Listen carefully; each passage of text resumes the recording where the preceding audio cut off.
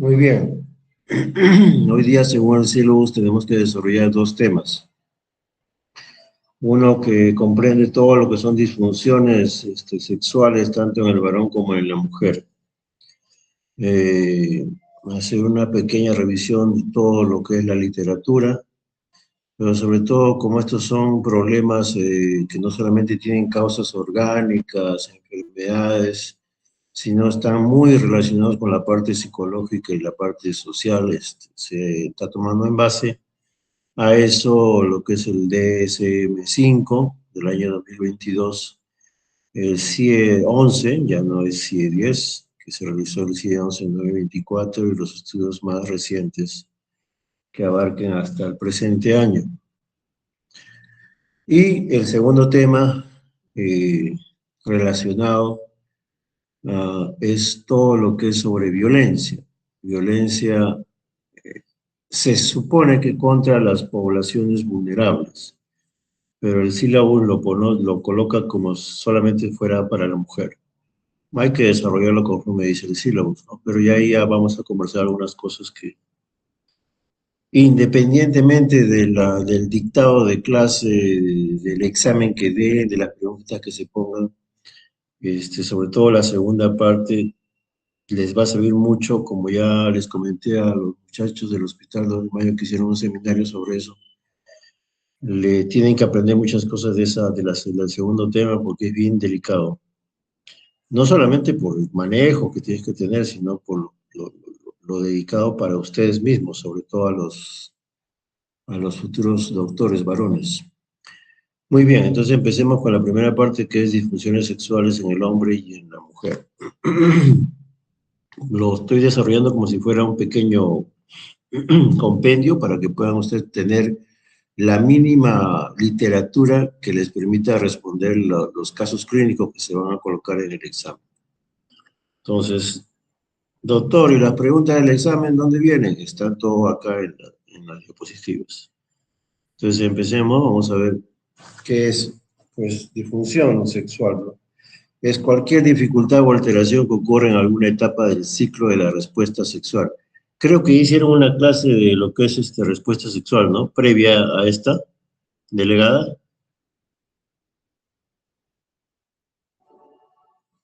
Delegada, sí, ya.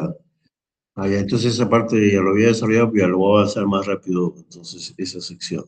Bueno, respuesta sexual, como recordar, es pues todo lo que comprende las etapas de deseo, excitación, orgasmo, resolución.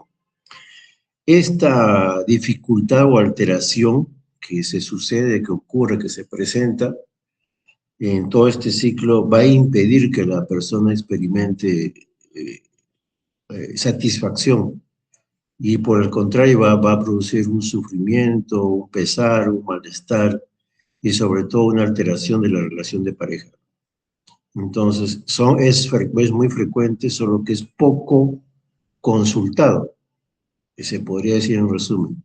Pero eso ya lo vamos a ver. Entonces, según la OMS del 2024, no se trata solamente de la ausencia de enfermedad, sino que se trata de una alteración del bienestar físico, emocional y social. Es por eso que se abarca todas esas esferas.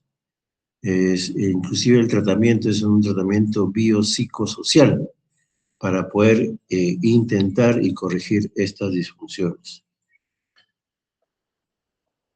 Entonces, ¿cuáles son los puntos claves de esta definición? Hay que ver lo que es prevalencia, el carácter, el modelo explicativo, los datos educativos. La prevalencia es más aproximadamente de un 30 a 40%, ¿no? Dependiendo de la edad, dependiendo de la etapa de la vida y dependiendo obviamente del género. En cuanto al carácter, se debe de considerar solamente si es persistente o recurrente. Entre uno de los requisitos de diagnóstico que vamos a ver es que debe presentarse por lo menos 6 meses continuos, ¿no?, de la disfunción o de la alteración de esta respuesta sexual en sus diferentes etapas, ¿no? Y que esta presentación persistente produzca un malestar, un sinsabor, una alteración de las relaciones de pareja o un sufrimiento personal, ¿no?, una pena, una incomodidad personal en ya sea en el hombre o en la mujer. Mencionan que pues, problemas ocasionales que ocurran una o dos veces y que no cumplan ese tiempo mínimo son normales, ¿no? Y no se puede decir que sean disfunciones. Le pueden poner un caso clínico en el examen donde se precise esto del tiempo, ¿no? Entonces tienen que tener cuidado, tienen que leer bien todas estas diapositivas. Como ya le decía, este es un cuadro multifactorial, ¿no? Por eso es que se le hace un enfoque biopsicosocial. ¿Esto qué significa? Que pues nunca hay una sola causa, siempre están interactuando factores psicológicos, factores somáticos, enfermedades, factores sociales, factores de relación entre el varón y la mujer, entre la pareja, entre el matrimonio. Entonces, recordar, es un enfoque biopsicosocial. Como les decía, solamente un 15 y un 20% de las personas afectadas consultan con un profesional. Pues debido pues a, no sé, temor, duda, pudor, vergüenza, en fin, o falta de acceso a un profesional que esté capacitado en esto. Ustedes, cuando estén en el CERUM, obviamente tienen que conocer estas cosas porque en algún momento pueden llegarle ya sea pacientes con estos problemas o con lo que vamos a ver en el segundo tema.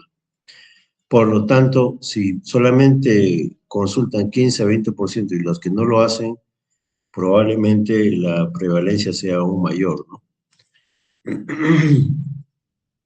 A ver, esto creo que ya lo hicieron, ¿no?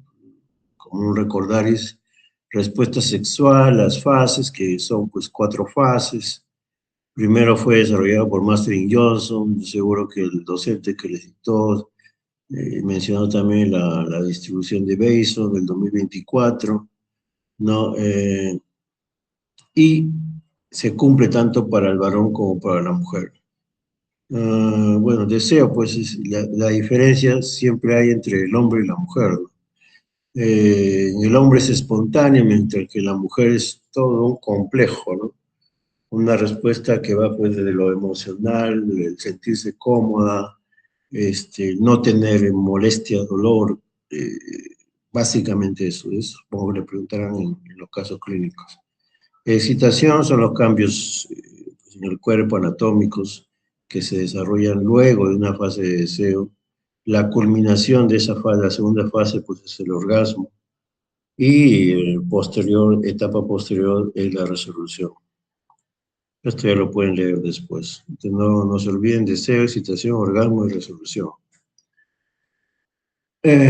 Veamos entonces específicamente cada disfunción de acuerdo al género, ¿no? Lo más frecuente. Entonces, según los criterios del DSM-5 y del CIE-11 del 2022 y 2024 respectivamente, los más frecuentes en el varón van a ser de acuerdo a la fase de la respuesta sexual que está alterada, ¿no? Entonces, en este caso, empecemos con lo que son trastornos de deseo. El principal es el deseo sexual hipoactivo. Es decir, pues falta de pensamientos, fantasías, interés, en fin, por todo lo que es el aspecto sexual, ¿no? Puede estar totalmente ausente como también disminuido, ¿no? Esto comparado con las féminas, es menos frecuente, siendo en la mujer mucho más frecuente, como ya lo vamos a ver más adelante. En el varón, esta disfunción hipoactiva, sexual hipoactiva, generalmente está bien relacionada con la edad y con la función endocrina de los testículos, ¿no? Baja de testosterona y edad mayores de 50, y a partir de los 60 se incrementa aún más. Antes, muy raro que se presente, ¿no? Segunda etapa, trastorno de excitación, es la principal en el varón, que son las disfunciones eréctiles, ¿no?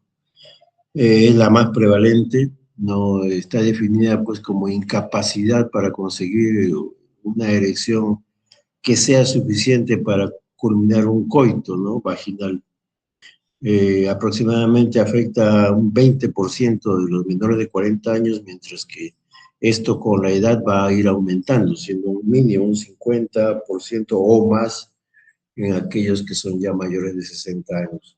Generalmente como causa principal, primaria, están los problemas vasculares, y estos a su vez asociados a lo que son problemas de pues, enfermedades sistémicas, ¿no? Como el caso de diabetes, hipertensión, problemas cardíacos, problemas de respuesta neurológica, patología neurológica, problemas hormonales, endocrinos, y la parte psicológica que es muy importante en el varón, ¿no?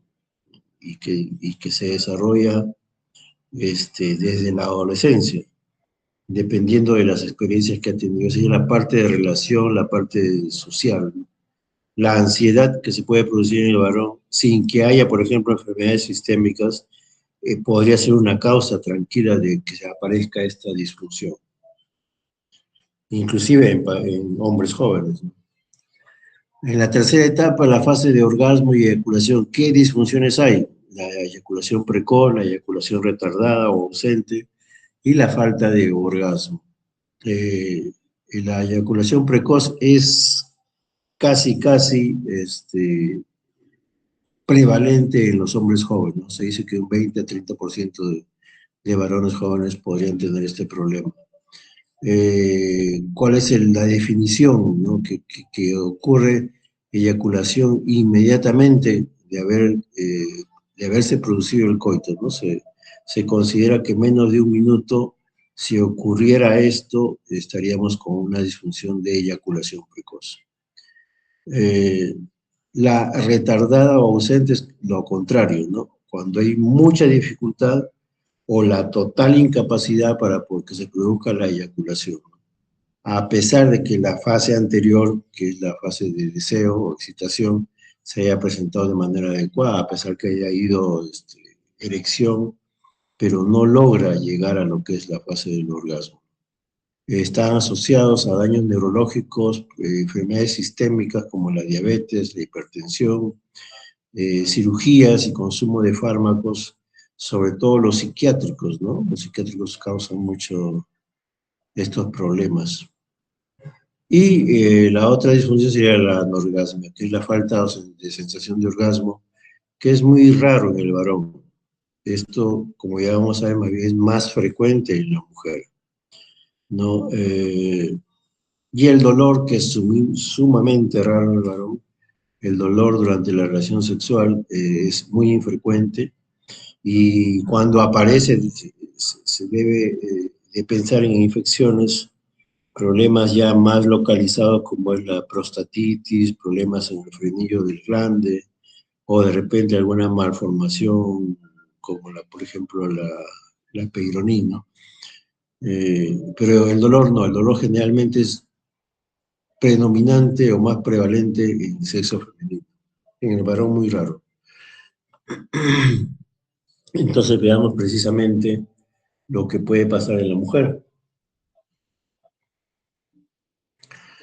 Se dice que a lo contrario al hombre son características distintas, ¿no? Influye la parte endocrina, sí, y también la parte emocional y psicológica. Las más frecuentes son pues lo que es alteración de la fase del deseo, de la excitación y el dolor, que es mucho más prevalente en la mujer. Entonces, el principal trastorno en la primera fase es el trastorno de deseo y excitación sexual hipoactiva. Es la más frecuente, la más común, con un 40-50% de consultas. Hay, conceptuándolo, una falta de interés sexual, ausencia de fantasía, dificultad para responder ante estímulos adecuados de la pareja. Aquí se dice que a diferencia del hombre, ambas cosas, tanto el deseo y la excitación, van unidas, ¿no? Por lo tanto, el problema es de esas dos fases, ¿no? Entonces, esto está asociado, es prevalente en la mujer y está asociado cuando la mujer llega a la etapa de la perimenopausia o a la misma menopausia. Y en la mujer joven, luego de de nacer su bebé, de tener un hijo, en el puerperio, en el posparto, ¿no? Y también a la relación que pudiera tener con el varón, ¿no? Con su pareja, con su esposo, esa parte también hay que considerarla. El otro trastorno es el trastorno del orgasmo, donde hay una anorgasmia. Este es más frecuente que en el varón. La mujer presenta esta dificultad orgásmica, que se conceptúa como imposibilidad de alcanzar el orgasmo incluso ante una estimulación adecuada. ¿Cuál es su prevalencia? Más o menos un 20-30% de mujeres que durante el acto sexual, durante el coito, no logran pues, llegar a esta penúltima fase de la respuesta sexual y a veces solamente lo consiguen con una estimulación local, ¿no? Se dice que una estimulación del clítoris y si no, a veces no se presenta. Esto dependerá pues de cómo ha sido su vida íntima, su vida sexual, que las parejas que tuvo o las que no tuvo, ¿no? Eh, ausencia de conocimiento de las respuestas sexuales, problemas emocionales, problemas psicológicos que pueden influir en que se logre o se presente este trastorno de orgasmo. El dolor más prevalente que en el varón, ¿no? Se dice que casi son exclusivos de la mujer. ¿Cuáles son estos? La dispareunia y el vaginismo.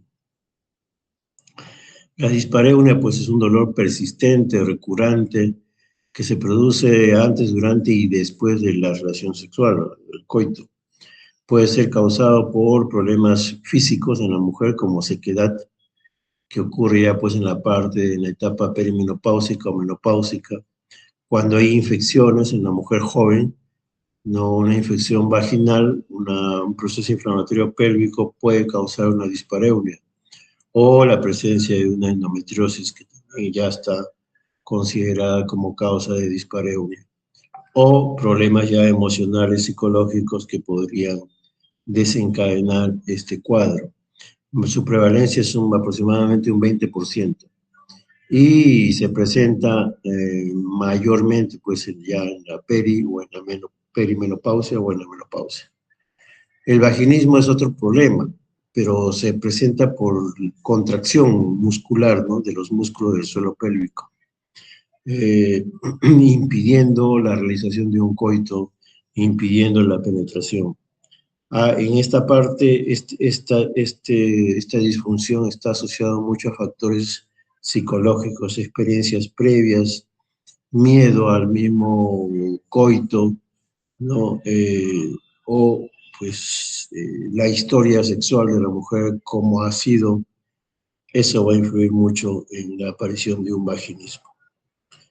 Y la última, lo que son alteraciones de la excitación física, que era previo a lo que es el dolor, es la principal es la falta de lubricación, donde ocurre sequedad, que a su vez, pues al no haber lubricación, produce pues dolor. Y se presenta provocando molestias en la mujer. Esto ocurre generalmente ya en las etapas peri o menopáusicas de la mujer por un descenso hormonal.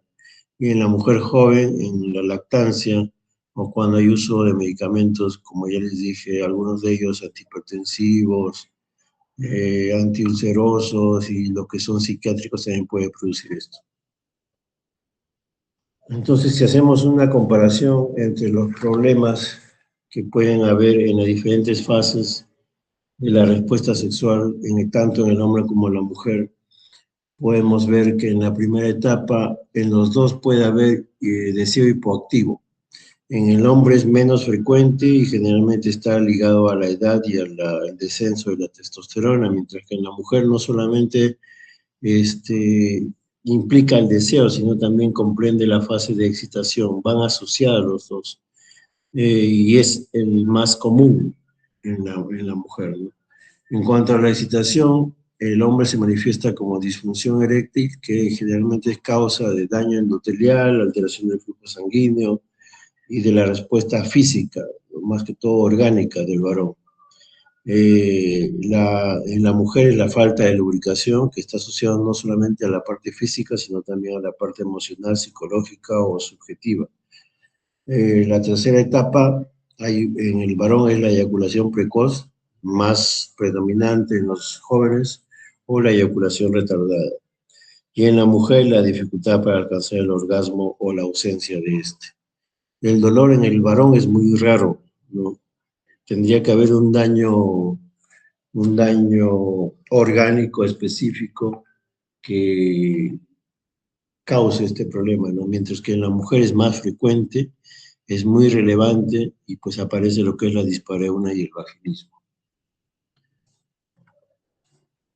En conclusión de esta comparación, en el hombre las disfunciones suelen manifestarse como problemas de rendimiento o mecánicos. Esto es erección, control de eyaculación, mientras que en la mujer son problemas relacionados con la motivación, respuesta emocional, el sentirse bien físicamente y la aparición o ausencia del dolor.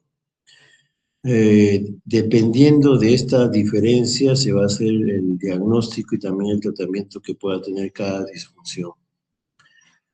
En cuanto a las causas de las disfunciones sexuales, tenemos que ver tres componentes: los factores biológicos, los factores psicológicos y los factores sociales o conductuales. Ninguna disfunción se dice tiene una causa única. Siempre se desarrolla por la interacción de estos tres grandes grupos. Es el modelo que les mencioné, el biopsicosocial, el más aceptado actualmente, para explicar y para iniciar un diagnóstico y obviamente un tratamiento en base a eso. Los factores biológicos que hay que ver e identificar son los relacionados con el cuerpo, salud y la fisiología. Tenemos los hormonales, los vasculares, los neurológicos y los medicamentos.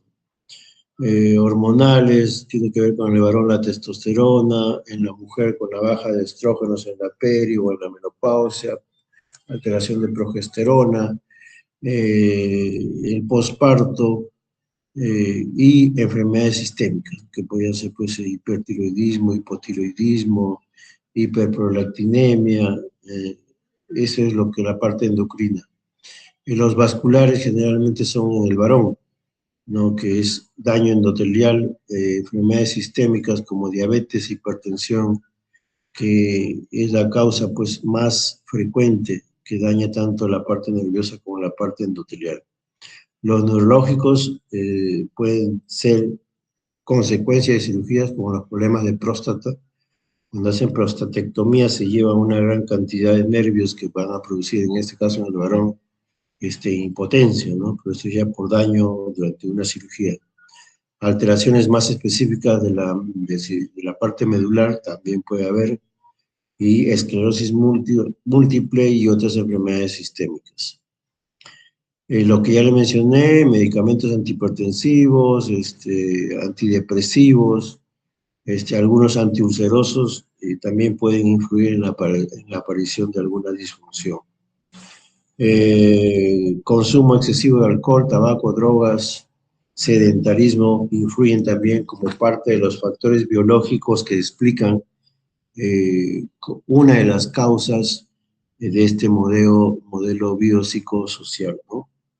Que explique la aparición de estas disfunciones. Los factores psicológicos muy importantes relacionados con la mente y las emociones es pues la ansiedad, el estrés, la depresión. La ansiedad de rendimiento en el varón, ¿no? Es un miedo que ocurre, por ejemplo, en lo que es la impotencia, muy frecuente en hombres jóvenes que recién están iniciando su vida sexual y en los mayores, ¿no? Cuando ya se llega a los 50, 60 años, hay un miedo a no tener el mismo rendimiento que cuando uno era joven.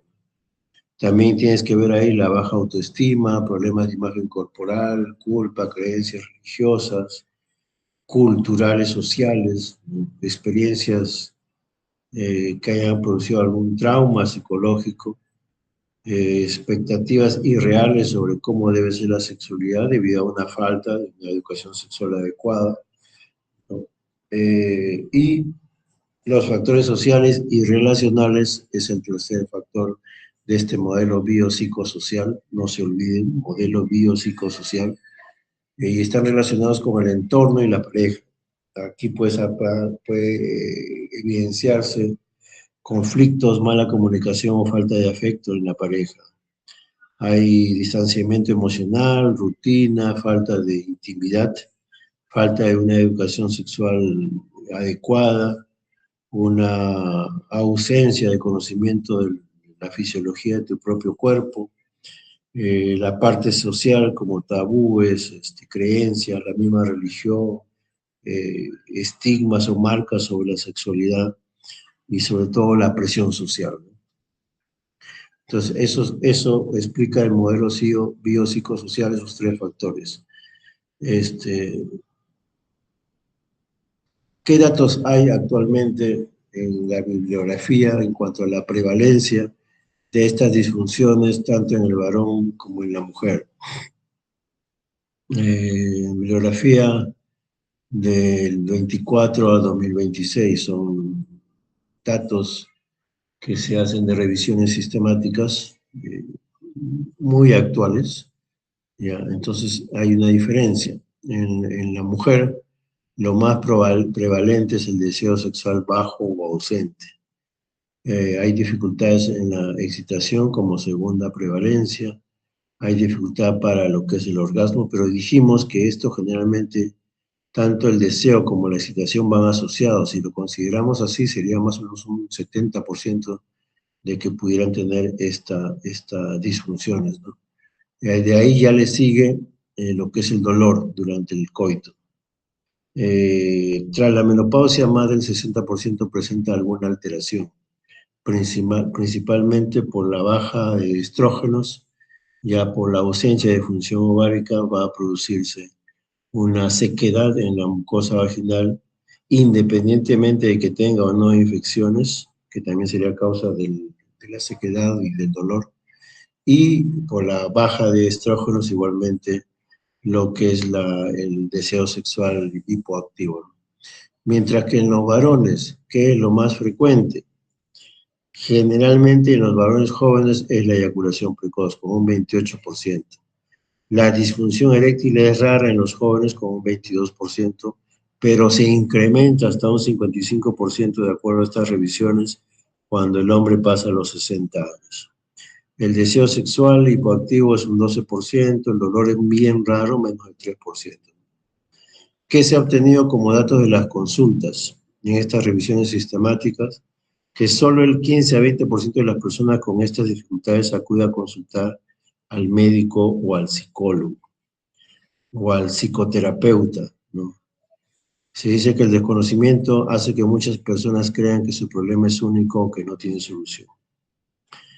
El dolor y el deseo son problemas principales en mujeres, mientras que la erección y la eyaculación lo son en hombres, como un resumen general de estas revisiones sistemáticas, ¿no? Que nos dan estos datos epidemiológicos recientes. ¿Cómo hacemos un diagnóstico de disfunciones sexuales? No se puede hacer con una sola prueba, sino que hay una evaluación integral donde uno tiene que realizar muchas cosas. Se empieza pues con una entrevista clínica, ¿no? Como que es la herramienta principal, donde se ve la historia médica, las operaciones, qué fármacos está usando, cuál ha sido su vida sexual de la persona, su parte emocional, su parte de relaciones, si es que hubiera una vida de pareja, y esto tiene que hacerse dándole las facilidades para que la persona tenga confianza y pueda contar su historia clínica completa. Cumplir criterios del DSM-5 y del CIE-11, donde se mencionó que debe haber mínimo 6 meses de presentado esta disconformidad, esta alteración, esta frustración, este daño, esta pena, este sufrimiento que pueden producir estas disfunciones en algunas personas. Debe causar malestar o deterioro significativo en la vida de la persona o su relación. El malestar, pena, dolor, sufrimiento, deterioro significativo es también otra condición, otro criterio que se debe considerar para hacer un diagnóstico. Esto ténganlo en cuenta. Los casos clínicos que se les va a poner para el examen está relacionado con lo que tú tienes como teoría y la aplicas al caso clínico. Es casi una especie de práctica, ¿no? Una práctica pues, simulada. ¿Qué otros criterios? No se explica mejor por otra enfermedad mental. No debe haber pues, patología psiquiátrica de fondo, obviamente, ¿no? Ni por a veces consumo de drogas o por problemas de relaciones interpersonales graves. Como tercer punto, ver la parte física, evaluación física y pruebas de laboratorio, análisis de sangre, estudios vasculares en el caso del varón o neurológicos, evaluación ginecológica en la mujer y urológica en el varón.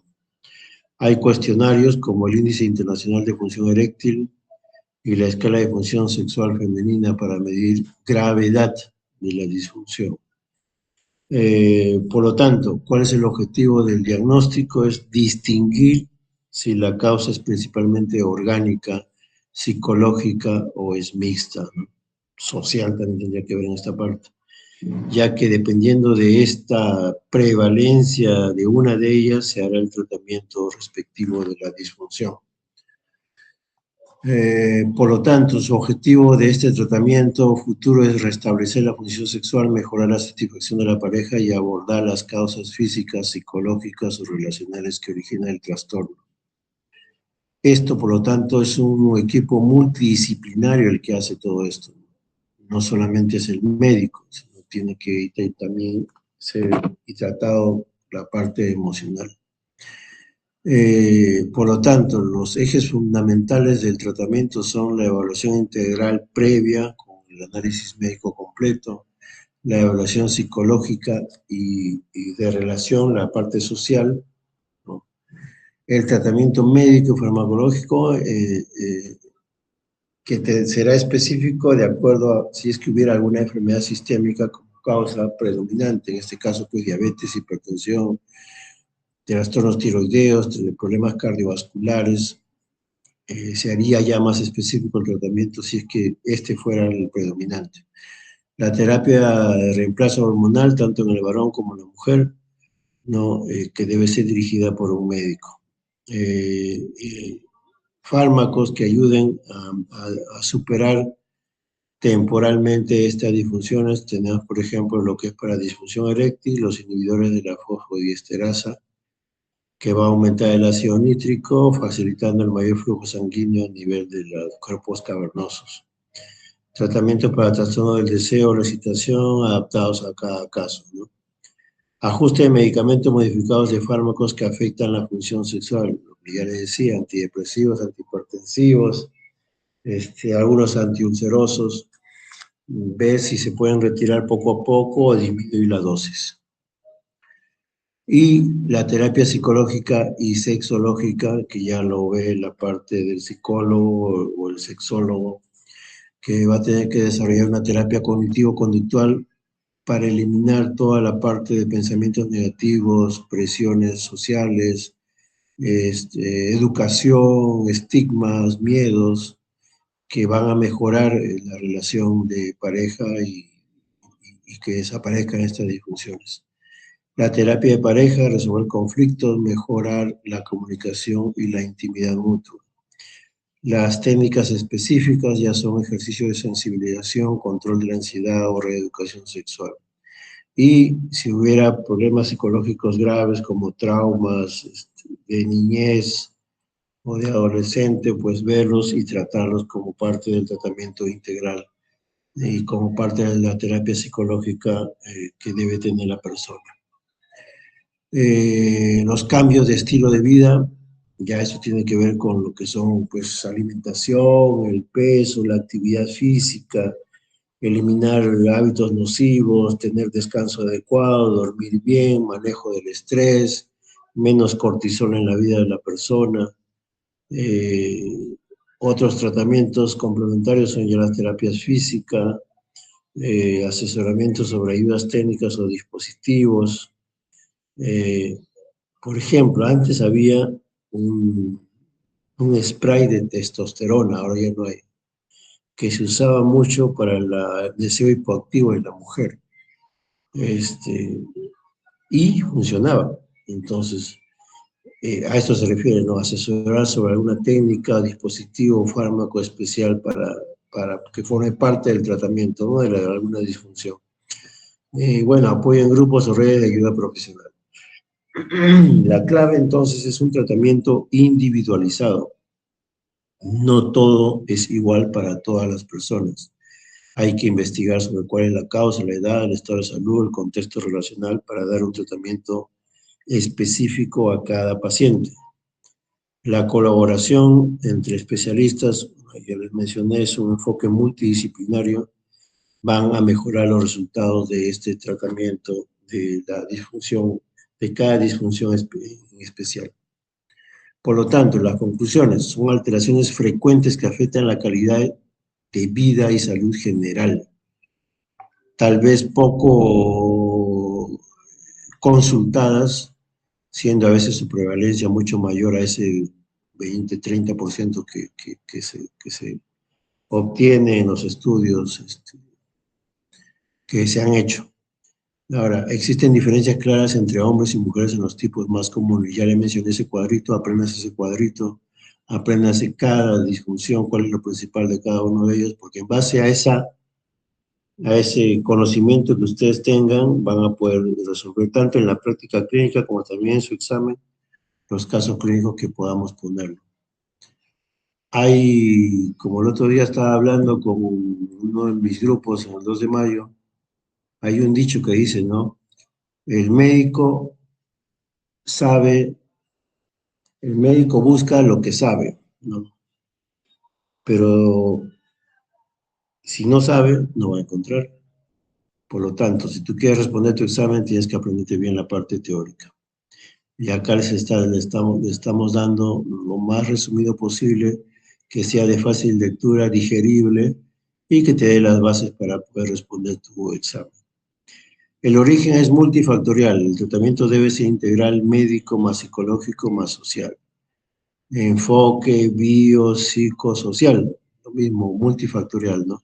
La educación sexual y romper tabúes son claves para prevención y consulta temprana. Por lo tanto, el mensaje final son problemas solucionables. Buscar ayuda profesional cambia la calidad de vida de estas personas que sufren de estas disfunciones. Por tanto, siempre en la historia clínica preguntar, ¿no?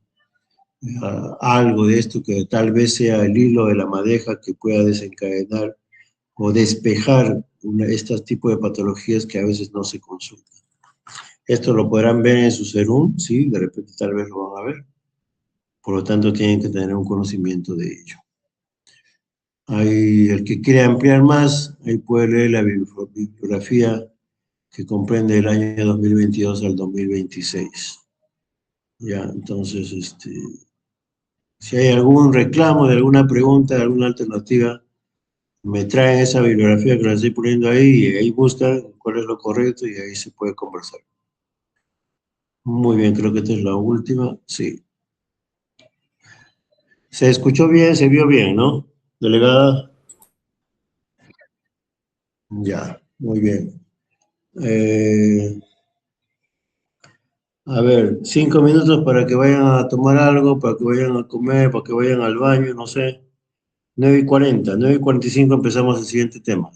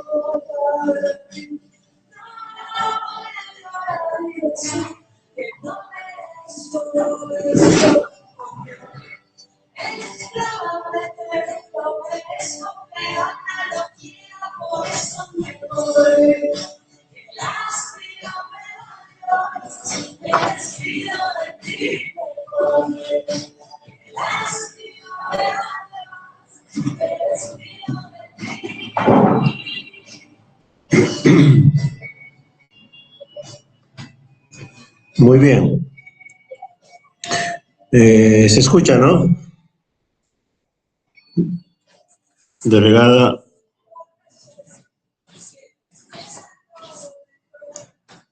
Delegada. Sí se escucha, doctor. Doctor, estoy tomando mi desayuno, la delegada está ahí ocupada. A ver, vamos a ver lo que es el segundo tema. Este es un tema que tal vez uno lo ve como algo que nunca te va a pasar, pero pasa. Y cuando pasa, esto no solamente es, sí es importante, ¿no? Identificar lo que es todo lo que es violencia contra la mujer. Está muy justificado todo esto, la legislación, o sea, la intención es buena, pero como toda arma, puede ser mal utilizada también. Yo supongo que el objetivo del sílabus de poner este subtema es que ustedes aprendan las definiciones de lo que es agresión sexual, los conceptos, qué se hace en esos casos, cuáles son las formas de violencia y cuál es la legislación que puede tener el Perú respecto a eso.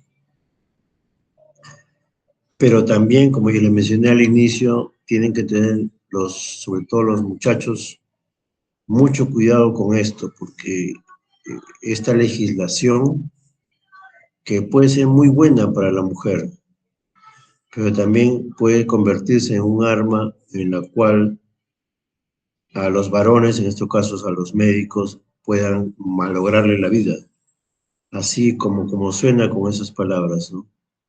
Tienen que tener mucho cuidado. Pero vamos a primero, antes de entrar en ese punto, ver todos estos conceptos que está pidiendo el sílabus, ¿no? Entonces, ¿cuál es el objetivo? Conocer los conceptos clave, los protocolos de atención médica, las expresiones de violencia, formas de violencias, el marco legal que hay para proteger a la mujer víctima de agresión sexual.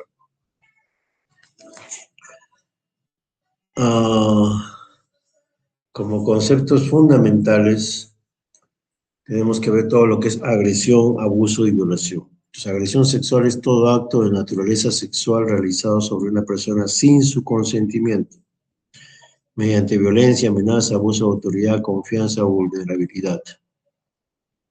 Recuerden, sin su consentimiento. Incluye cualquier acción que vulnere la libertad y la integridad sexual, independientemente del tipo de contacto o la relación entre víctima y agresor. Libertad, vulneración de libertad e integración sexual. Recuerden todo eso. Mientras que el abuso ya es una forma de agresión sexual que implica actos de índole sexual sin consentimiento igualmente, que no necesariamente significa coito, ¿no? Como cuáles, tocamientos no deseados, exposición indebida, obligar a presenciar actos sexuales o participar en ellos sin voluntad propia. Esto se da, según menciona la literatura, a menudo en relaciones de confianza o poder desigual. Mientras que el grado más extremo es la violación, que es un tipo ya grave de agresión sexual, definitiva como la producción de un coito, de una penetración ya sea vaginal, anal o bucal, con cualquier parte del cuerpo u objeto, sin el consentimiento de la víctima. Se considera un delito contra la libertad sexual y la dignidad humana, con consecuencias físicas, psicológicas y sociales profundas. Ya, entonces, el sistema legal, jurídico, de jurisprudencia, de casaciones que hay respecto a este tema, es un sistema que tal vez tiene ciertos sesgos, ¿no? Como ya vamos a ver más adelante. Y sobre todo por estas consecuencias que intentan identificar, ¿no? Consecuencias físicas, psicológicas y sociales, dicen, ¿no? Entonces, que puede ser desde agresión, desde abuso o la misma violación. No solamente crean ustedes que se castiga la violación.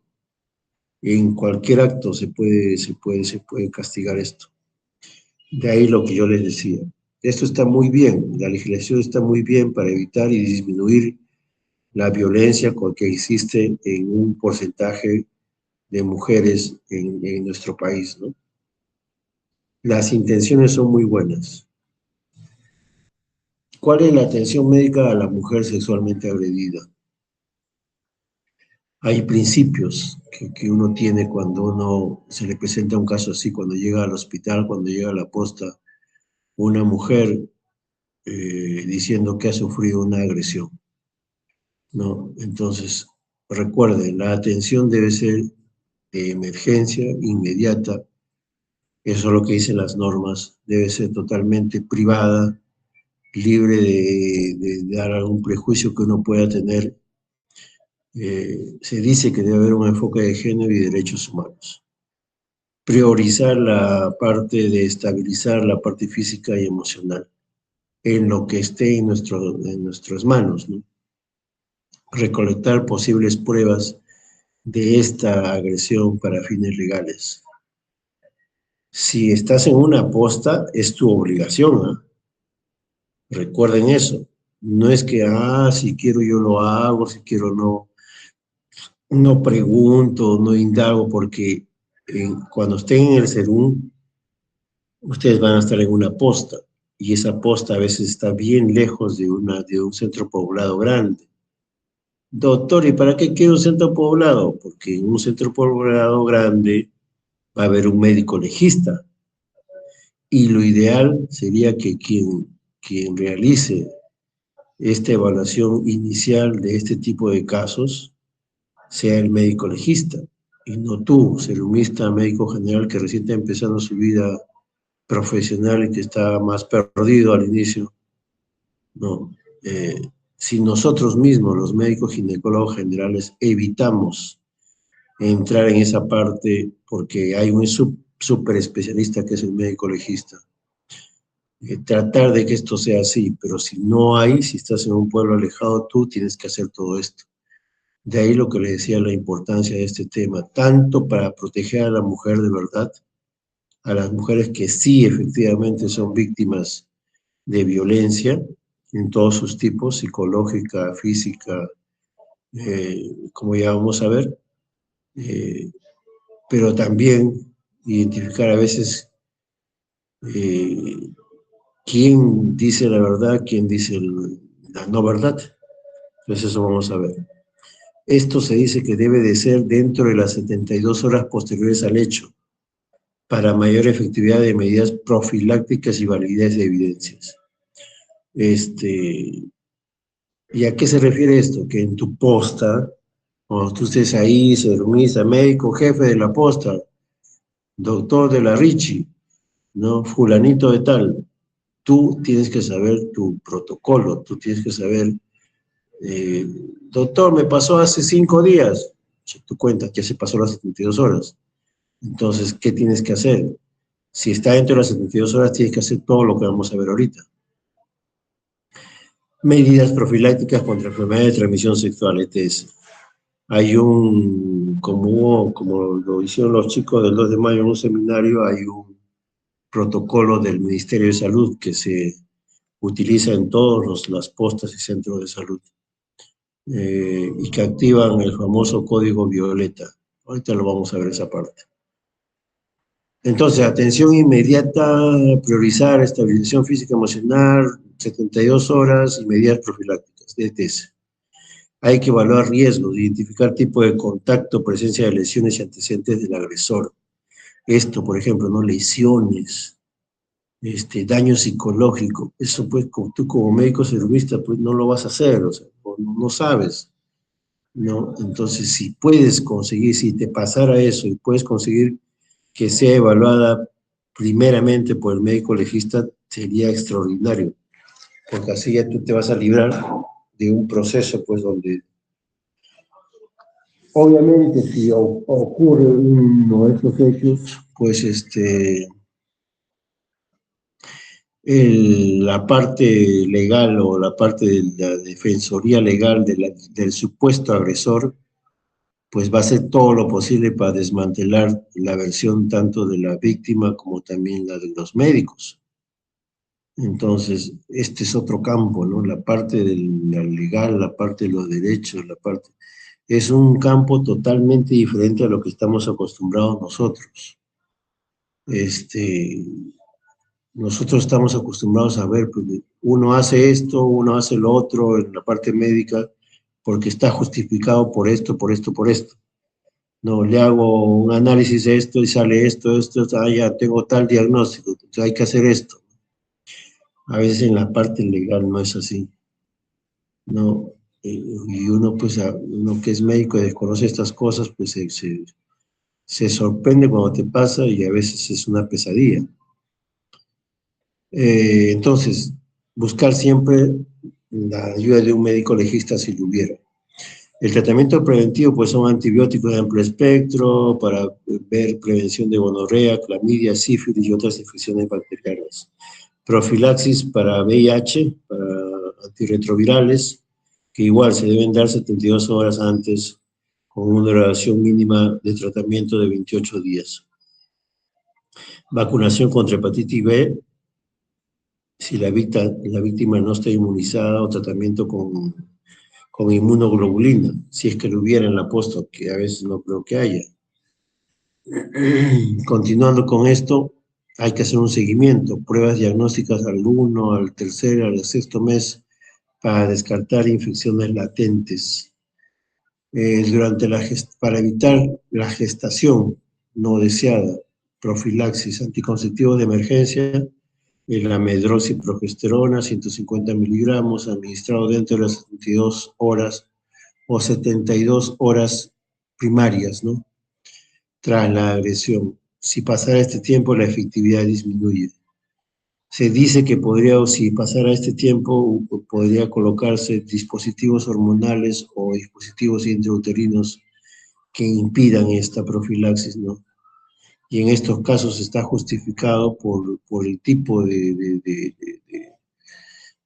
caso legal que es esto, ¿no?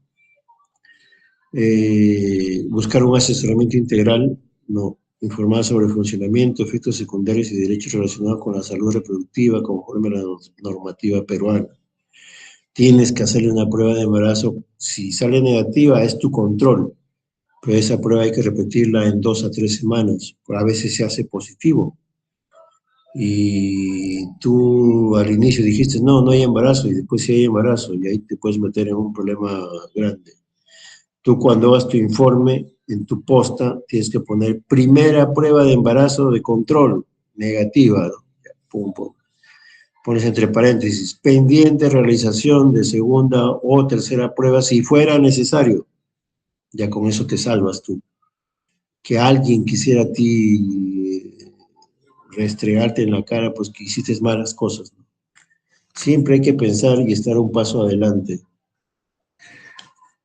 ¿Qué normativa vigente tiene el Ministerio de Salud? Es la Directiva Sanitaria 083 del año 2019, hay una Directiva 109 del año 2021. Acá se trata de ver lo que son derechos humanos, géneros, atención gratuita y confidencialidad. Principio del protocolo MINSA, atención inmediata, es una emergencia. Y en tu posta debes de tener tú un ambiente adecuado, privado, donde solamente esté la víctima, el médico y tu enfermera o tu técnica, ¿no? De preferencia, siempre tienes que estar acompañado de una mujer. Nunca ser humista. Super médico estrella de la Richie, recién graduadito, con su sello nuevo, queriendo sellar todas las paredes de la posta, porque ya tiene ganas de ser médico. Nunca, nunca, nunca atiendas solo, tú y el paciente. Y asiste la mamá si es menor de edad, siempre con tu técnica, o no sé, pues otra médico que esté contigo, alguien que sea tu testigo. Es un consejo que deben tener presente. Entonces, la atención es inmediata, dentro de las primeras 72 horas. No es necesario que la paciente traiga su DNI, ni tampoco una denuncia policial. Basta su palabra. Y ahí el kit del asunto. Como les digo, esta legislación, estas normativas, tienen una muy buena intención, disminuir la violencia contra la mujer. Pero también se salta esta ley, la 3036-4, se salta la Constitución Política del Perú. En la Constitución Política dice pues que todo el mundo, hasta el asesino, es inocente hasta que se pruebe lo contrario. Algunos de ustedes deben tener su papá abogado, pregúntele, eso dice la Constitución. Pero en este aspecto de lo que es violencia, de lo que es agresión, ya sea física o psicológica, muchachos, futuros médicos de la Richie, que harán ser uno en el 2028, más o menos creo, 28, 29. Tengan mucho cuidado.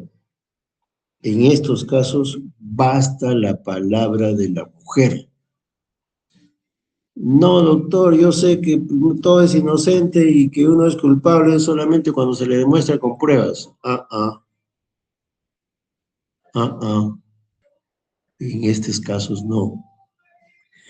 Basta que una mujer venga a decir, fulanito de tal me hizo esto o me agredió esto en la comisaría o en la posta donde tú vas a estar, y tú tienes la obligación de notificar eso obligatoriamente a la autoridad competente, en este caso la policía o la fiscalía. Y si te lo hacen contra ti, médico recién nuevecito, graduadito, hombre, que cometió el error de repente, aún atendiendo con una enfermera a su lado, si la mujer le da la gana de ir a la comisaría y decirte, el doctor fulanito o el chico fulanito me agarró, me miró, me tocó, inmediatamente pregunten si tienen un familiar abogado. Inmediatamente el sistema se activa, como si presionaras un botón, y si el problema ha ocurrido en las primeras 24 horas, creo que es máximo 48 horas, la policía puede detener al presunto agresor. Sea el presidente de la República, sea el guachimán de la posta, sea el profesor de la escuelita donde estás haciendo tu serum, la policía lo detiene o te detiene, futuro médico serumista. No, que yo soy inocente, que yo estoy tranquilo, no me va a pasar nada. Sí te va a pasar. Como también le va a pasar al supuesto agresor. Entonces, tengan mucho cuidado en esa parte. Es el único escenario donde uno es culpable con la palabra sola de la denunciante. Porque y encima te metes en un proceso, imagínate, te detienen o detienen al agresor, ese está detenido creo que algo de 24, 48 horas, e inclusive, dependiendo de la acusación que haga la mujer respecto al agresor, pueden pedirle prisión preventiva. Entonces tengan mucho cuidado, muchachos. Y ustedes, chicas, futuras doctoras, algún día tendrán hijos y de repente hijos varones. Si algún día pasa estas cosas, tomen conciencia y ayuden al colega, pues si lo conocen bien, ¿no? Entonces, no es necesario requisito, no es necesario denuncia. Tú tienes que atender al paciente y reportarlo. No tienes que tener prejuicios tuyos, todos tus traumas que puedas tener, hazlo a un lado. Tú tienes que ser neutral. Tienes que escuchar al paciente, registrar en tu historia clínica lo que por palabras menciona.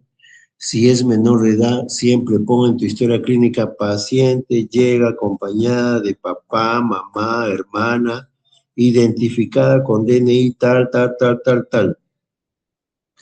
No, se realiza interrogatorio y no sé si haces examen, hazlo solamente si es estrictamente necesario.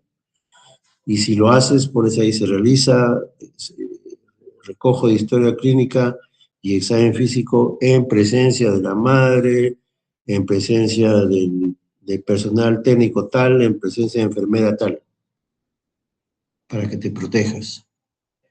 Y obviamente si hay alguna prueba, por ejemplo, la paciente puede tener sus ropas íntimas con sangre, puede tener con semen, tú tienes que hacer custodia. Doctor, pero yo soy médico, ¿yo qué tengo que ver? Que yo no soy policía de la ININCRI, ni esas cosas. Lamentablemente en este tema sí tienes que guardarlo. Y si no lo guardas, te pueden acusar a ti de cómplice, si es que esta denuncia llega a una sentencia condenatoria. Entonces tengan mucho cuidado en esa parte. Entonces, preservación estricta de evidencias y confidencialidad. No puedes estar el otro día, no, el año pasado, justo llegó una paciente, me contó el jefe de departamento del hospital, llegó a la emergencia denunciando una agresión. Y el médico que estaba ahí se metió a su estar y solamente dejó a un residente fulanito, y el residente, para hacer la historia clínica, no le avisó al asistente, y a viva voz dijo, que pase la violada, así gritando, o sea, para que todo el mundo escuche. Eso no lo puedes hacer. Hubo un reclamo y, pucha, casi lo botan al residente y al asistente que no estuvo ahí. Por lo tanto, ese es un ejemplo de que de todo esto debe ser confidencial. Y por lo tanto, cuando llegues a tu serum, debes tener una posta donde armes tu cuartito, no sé dónde vas a la esquina, no sé dónde pondrás, para que puedas tener un ambiente adecuado y realizar esto que se está mencionando. No se olviden. Entonces, ¿cuáles son las etapas? Recepción y triaje. Espacio privado y seguro, activación del código violeta, lo que les mencioné. Informar derechos, atención integral, apoyo legal y psicológico. Valoración de riesgo vital y tiempo transcurrido desde el hecho. Registro en la historia clínica con lenguaje respetuoso, sin estigmas. Y sobre todo, muchachos, protegiéndose ustedes con todo lo que les estoy diciendo. Evaluación clínica integral, un examen físico, un examen genital, pero estas dos cosas hazlo si es estrictamente necesario. Si no hay nadie que lo haga, el médico legista, caballero, tú vas a tener que hacerlo. Debes tomar las muestras, debes conservar la ropa, cabellos, todo lo que encuentres, porque eso es evidencia. El kit de código violeta tiene bolsas donde se pueden poner las cosas y se establece una especie de custodia de eso. Entonces tengan cuidado en esa parte. Y sobre todo si son menores de edad, siempre tiene que estar la mamá. Ya, si es posible, no sé, pues, no sé, si no vas a hacer un examen solo, mejor no lo hagas. Ya. Recolección de muestras, hisopados, fluidos, cabello, uñas, estricto cumplimiento, cadena de custodia para fines legales. Evaluación mental, detectar miedo, culpa, riesgo de daño propio, apoyo emocional inmediato y diversión si es necesario. Obviamente, como les digo, cuando ocurre esto, es como que tú prendes tu iPad, ¿no? Todo hay un par de Rockefeller ahí en la promoción de ustedes que están en el 2 de mayo. Prendes tu iPad y se abre rapidito, igualito. Viene una mujer y dice, me pasó esto. Se activa toditito una cadena de hechos que dan por sentado, sea verdad o no, que tal hecho ocurrió. Entonces tengan esa parte siempre en consideración. Medidas profilácticas que tiene el kit del código violeta, tratamiento contra ETS, tricomonas, sífilis, clamidia, ahí está todo escrito, eso es para que ustedes lo estudien. Hepatitis, inmunoglobulina para hepatitis B si no le han puesto vacuna, seguimiento de estas enfermedades, posibles enfermedades al primer, tercer y sexto mes. Primer mes es tu control, ¿no? Tu primera dosis que tú das. Cuando tú recibas a estas pacientes, le pones su primer tratamiento en tu posta y de ahí la mandas al hospital. Ya te deshaces de ella con tu historia y guarda bien tu historia de todo lo que has hecho, porque ese es tu documento legal por si hay alguna denuncia contra ti, que fuiste cómplice, que no le hiciste caso, que las personas son tan variables, ¿no? Tan diferentes que uno no sabe qué puede pasar. Siempre tu historia clínica tiene que ser tu documento donde tú tengas todas las pruebas por si ocurriera algo. ¿Ya? Inclusive, hasta le puedes hacer firmar al paciente después de la atención que ha recibido, ¿no? Paciente recibió el tratamiento indicado en código violeta, por lo cual firma a continuación en señal de conformidad y satisfacción. No, no se presentaron intercurrencias. Ya, señora, por favor, firme usted en lugar de su hija menor de edad, o firme usted, señorita, señora, acá abajo. Su huella le pones ahí al costado. Ese papel, esa historia te puede salvar si algún día te metes en un problema. No se olviden, tanto las mujeres como varones en este caso, porque hasta la mujer, la doctora, le puede decir que fue cómplice, que fue su amigo del supuesto agresor y que por eso no recogió, no hizo, no dio tratamiento, permitió el embarazo, ya seas doctor o doctora.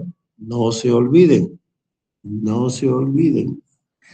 Y contra el embarazo, pues anticoncepción de emergencia, que ya les dije, hasta las 72 horas, DIU de cobre, prueba de embarazo que se repite a la segunda y tercera semana, y la notificación que debe hacerse en este caso a la policía, ¿no?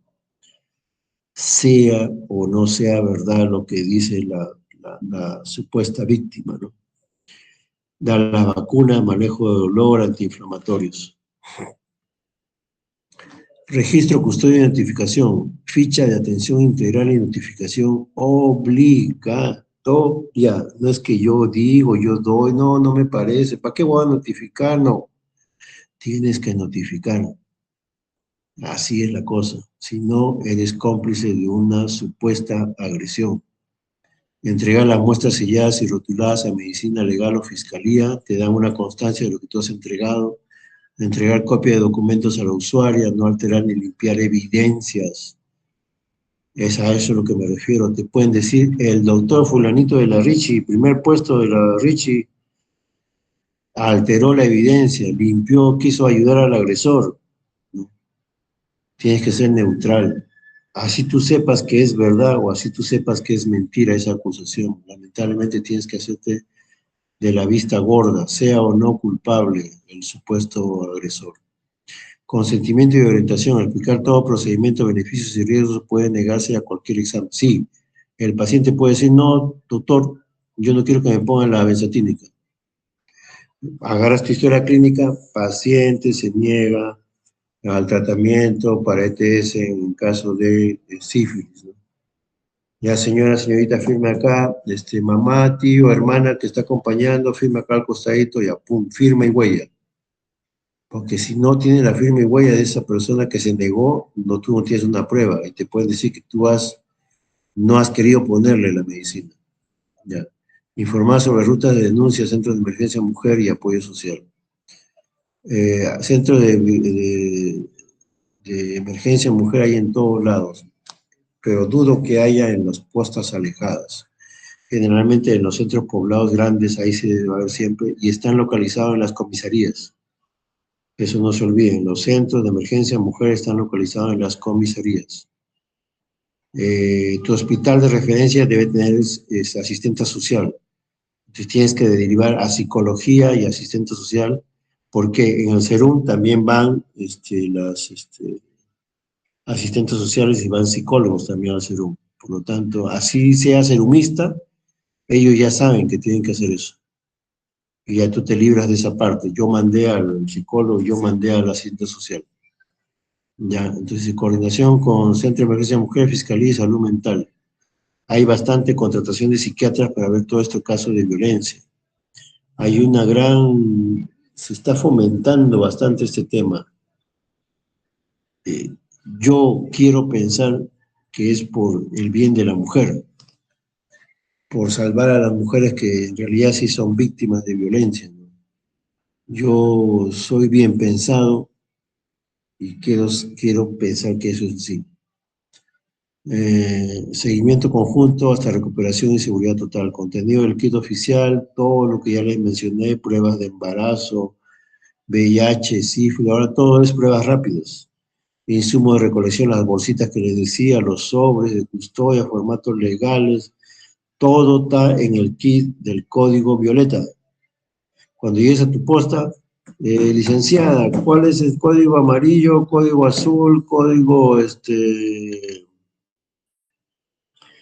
rojo y cuál es el código violeta? Enséñame cuáles son los kits. Ahí la enfermera te va a enseñar. ¿Ya? Y si no hay, tienes que conseguir de donde sea, no sé, con tu primer sueldo comprarás parte del kit, pero no puedes decir, no, yo no tenía. No, tienes que tener eso, haz tu gestión, haz tu papel, pide al hospital de apoyo, ya tú ves lo que haces. Yo cuando llegué a mi SERUM, mi posta no tenía título de propiedad, no tenía, estaba solamente como una invasión, ¿cómo le dicen eso? Posesión. Serumista Orihuela, me dijo la del hospital de apoyo, tu función en tu SERUM va a ser sacarle el título a tu posta.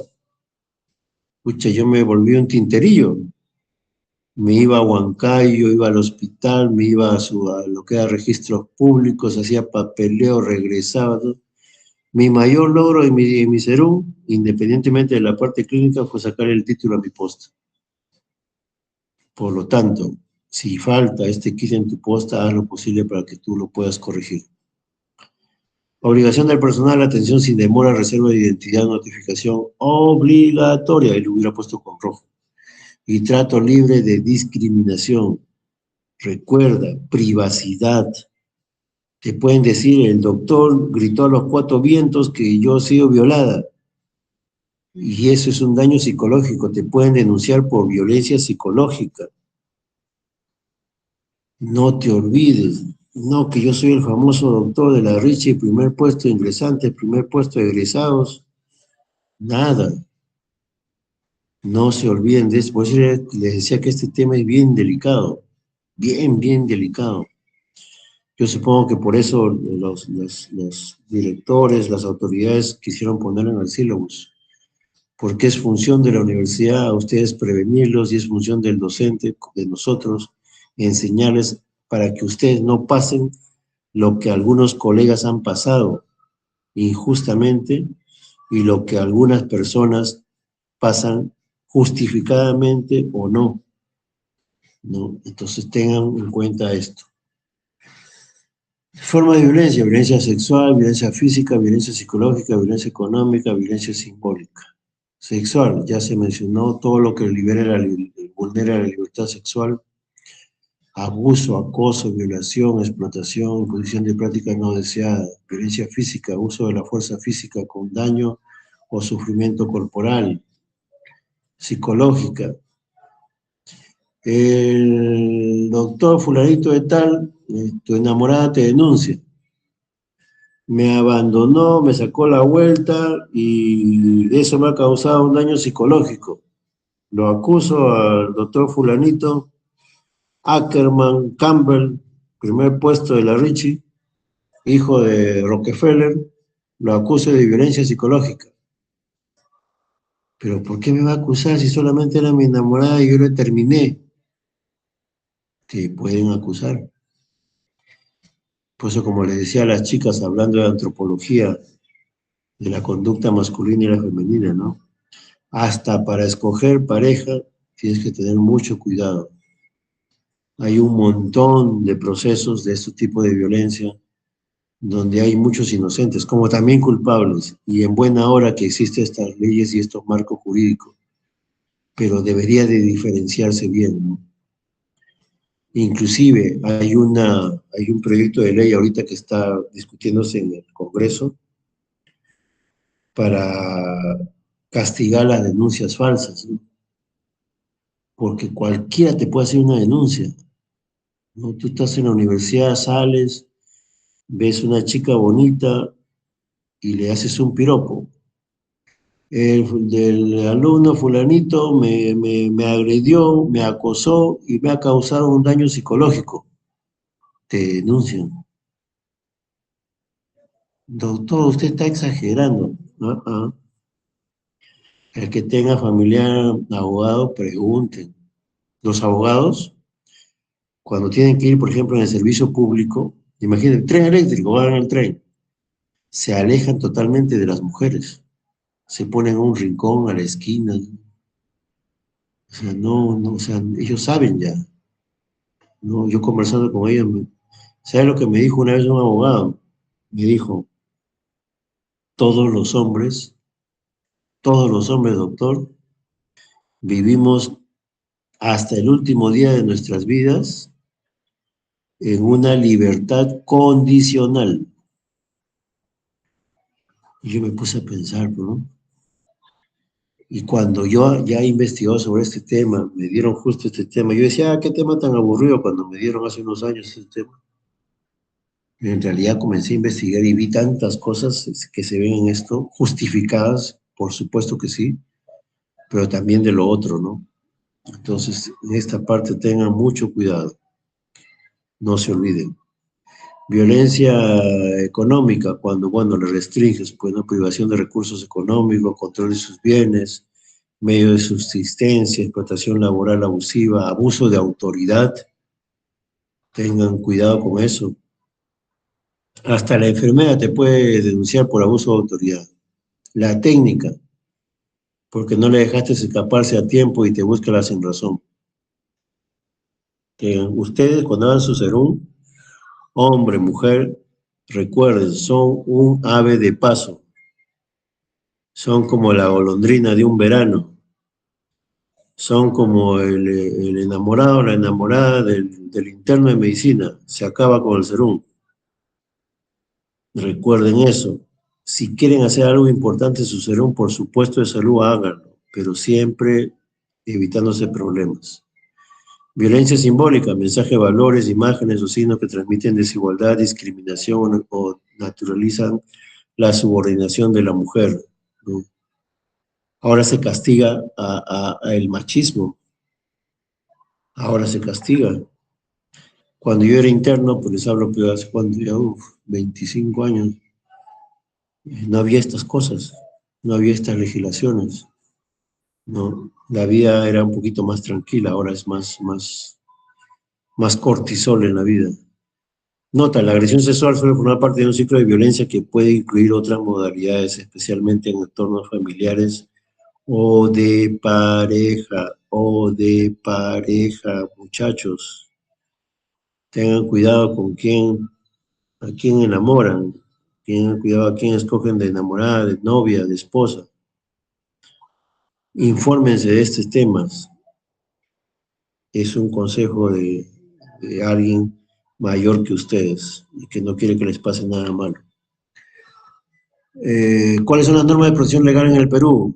Constitución Política del Perú, Ley 20260, protección frente a la violencia familiar, Ley 30364. No se olviden de esta ley. Esta ley es la que está por encima de la Constitución. Dice ley para prevenir, sancionar y erradicar la violencia contra las mujeres y los integrantes del grupo familiar. Norma central que define tipos de violencia, establece derechos de las víctimas, competencias de instituciones y sanciones para los agresores. Es una muy buena ley, tiene muy buenas intenciones, pero así como un arma de fuego puede ser utilizada por un sicario, en este caso un sicario legal, que puede perjudicar a cualquiera, ¿no? Como también castigar al culpable verdadero, ¿no? Entonces, no se olviden de esto. El Código Penal, bueno, tipifica delitos sexuales, abuso, violación, acoso, penas privativas. Cuando sean residentes, muchachos, justo el 2 de mayo un residente casi lo denuncia. Cuando sean residentes, doctor, yo soy un garañón, yo soy un caballo salvaje, ¿no? Soy lo más, tengo un club de fans. Cuando seas residente, no maltrates a las internas con otros fines. Castígalas o llámales la atención justificadamente y con testigos, porque te pueden denunciar.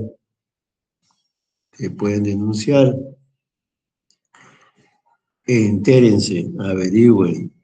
Igual, tú también, mujer residente, de repente a un interno te dice, no, la doctora quiere algo conmigo, y te denuncia. Tengan cuidado en esa parte. Ley 27942, Ley de Prevención y Sanción del Acoso Sexual, regula el acoso en espacios públicos, laborales, educativos y digitales. Esto es, ¿no? El transporte público, el tren, los colegios, las páginas de internet, TikTok, Instagram, ustedes que paran dando like por todo lado. Tengan cuidado en esa parte. Conserven su privacidad, sus logros. Cuando sean médicos, el mayor logro es para su familia, ¿no? Un perfil bajo. Ahora están matando médicos, están extorsionando médicos. Tengan cuidado, muchachos, muchachas. ¿Cuáles son los derechos de la mujer sexualmente agredida? Acceso gratuito a atención médica, psicológica y legal, protección inmediata, medidas de alejamiento, prohibición de contacto y residencia separada. Eso es lo peligroso. Tu esposa te puede demandar, denunciar y te aleja de tu hogar, te aleja de tus hijos. Escojan bien con quién se casan, escogen bien con quién quieren convivir. Confidencialidad de sus datos y del proceso, acceso a justicia sin obstáculos, con asistencia técnica especializada en instituciones responsables, Ministerio de la Mujer, Centros de Emergencia Mujer, son los espacios de atención, Ministerio de Salud con sus postas, Centro de Salud, Ministerio Público, Fiscalía. El Ministerio Público, muchachos, tiene fiscalías solamente dedicadas a delitos contra la libertad sexual. Entonces, esta es una política global, no solamente en el Perú, en toda Sudamérica, en Centroamérica, excepto en Estados Unidos, pero desde México para el sur, este tema está ahorita, no sé por qué lo están desarrollando tanto, no sé con qué fines, yo quiero pensar bien, con fines de proteger a la mujer, y están muy buenas sus leyes, estoy de acuerdo con ellas, pero hay que tener cuidado. Policía Nacional de Perú, unidad especializada para recepción de denuncias y protección. La policía está obligada a recibir una denuncia, así sea falsa. A ellos no les importa, no les interesa, ni les corresponde, ni les incumbe tampoco. No. El doctor fulanito me agarró medio raro y me ha causado un daño psicológico. ¡Pum! Se va a la comisaría. El policía recibe la denuncia y va, te busca donde estés, te detiene y fuiste. Tengan cuidado, muchachos. Control y seguimiento integral, objetivo, garantizar pues todo lo que es seguimiento médico, psicológico, legal. Esto es más o menos repetido de lo que ya les mencioné adelante. Pueden leerlo con detenimiento. Qué actores están involucrados, ver el equipo multidisciplinario. Bueno, en tu puesta no vas a tener muchas cosas, vas a tener solamente al doctor famoso serumista de la Richie, a tu enfermera, a tu obstetriz y a tu técnica, no hay más. Pero sí puedes derivar al hospital, ya para que lo vea el psicólogo y la asistente social. La asistente social va a derivar a la comisaría, si es que tú no lo has hecho ya, y a la fiscalía, ya. Ya. Por lo tanto, conclusiones, la agresión sexual es una violación grave de los derechos humanos, sí, muy bien, con definiciones claras que distinguen abuso sexual y violación según su gravedad y características, así es, sí hay una legislación para eso. La atención médica oportuna es fundamental para reducir riesgos de TS, embarazos no deseados y secuelas físicas. Cierto, muy bien. La violencia contra la mujer se presenta en múltiples formas, a menudo interrelacionadas y requiere una respuesta integral. Como le digo, estas leyes son muy buenas si se manejan con justicia, aunque a veces los abogados dicen no hay justicia, depende de la cara con que se vea, del cristal con que lo mires, ¿no? Pero yo, como yo soy bien pensado y quiero pensar que es por el bien de la mujer. El Perú cuenta con un marco legal amplio y especializado que establece derechos, medidas de protección y sanciones. Entérense de esta parte, muchachos. Nosotros somos médicos y estamos expuestos a muchas cosas. Escogieron lamentablemente una carrera donde se van a exponer a varias cosas. Cuando yo era interno, alumno, nadie me dijo estas cosas. A veces uno aprende en el camino. Ya, pero ya se les está diciendo a ustedes. Y si les pasa algo y ya se les dijo, ya ustedes querían. Bueno. El control y seguimiento continuo son necesarios para asegurar la recuperación total de la víctima. Excelente, muy bien. Control multidisciplinario, ¿no? Hasta que ocurra verdaderamente la recuperación. Y la efectividad de las medidas de justicia y protección. Muy bien. Esas son las conclusiones. No sé si hay una diapositiva más. Ya. ¿Cuáles son los recursos y contactos? Ahí tienen ustedes. Pueden llamar desde su posta. Aló, Centro SEM de no sé dónde, de la selva, de la sierra, de la costa. Llamas a la línea 100, llamas e informas. Ya te recibieron la notificación, ya te salvaste. Ministerio de la Mujer, ahí está su página.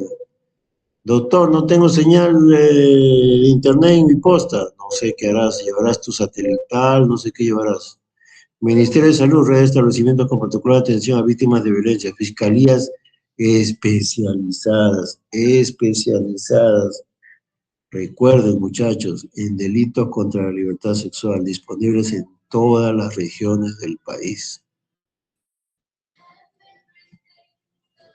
Doctor, quiero leer más de estas cosas. Ahí tienes tu bibliografía, muchacho.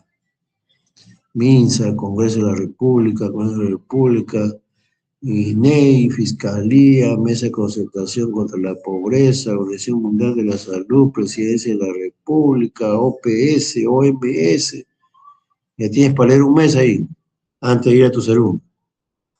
No se olviden, muchachos. Así como les digo a los que mi grupo de práctica, para ir al salón, ¿qué necesitas? Saber obstetricia y saber neonatología, porque están donde van a estar tus problemas médicos legales principales. Cuando hagan su internado en obstetricia, aprendan todo lo que puedan, vean partos, no entren a cesáreas, entren a partos, entren a legrados. Cuando estén en neo, vean atención inmediata, no estén en UCI, ¿tú por qué quieres estar en UCI neonatal? Atención inmediata al recién nacido, reanimación del recién nacido deprimido, y además obstetricia, neonatología y estos temas legales. Vean eso, muchachos, chicas, es un consejo de alguien que les desea lo mejor. Muy bien. Delegada, ¿se escuchó todo bien? Delegada. ¿Alguien que responda? ¿Se escuchó todo bien? Sí se escuchó todo bien, doctor. ¿Ya alguna pregunta, muchachos, chicas? Doctor, ya no me voy a casar, doctor, voy a ser soltero para siempre. Muy bien, muchachos, esa es tu decisión. ¿Alguna pregunta? Bueno, creo que ya. No se olviden de esta clase, chicos. No se olviden. Muy bien. Entonces, estudien para el examen. Doctor, ya no las fijas. Las fijas están en sus diapositivas. ¿Ya? No hay nada fuera de las diapositivas y de la lógica normal que uno puede tener en base a los datos que tu cerebro va a captar de esa información. Todos son casos clínicos orientados a los temas que hemos visto. No hay pregunta capciosa, no hay doble alternativa, no hay esas cosas. Estudien y suerte para el examen. Creo que tienen 2 semanas todavía para estudiar para el examen. Muy bien, delegada. Dirigiéndome a ti, entonces damos por concluido a nombre de tu promoción esta clase. Gracias. Gracias a todos. Gracias.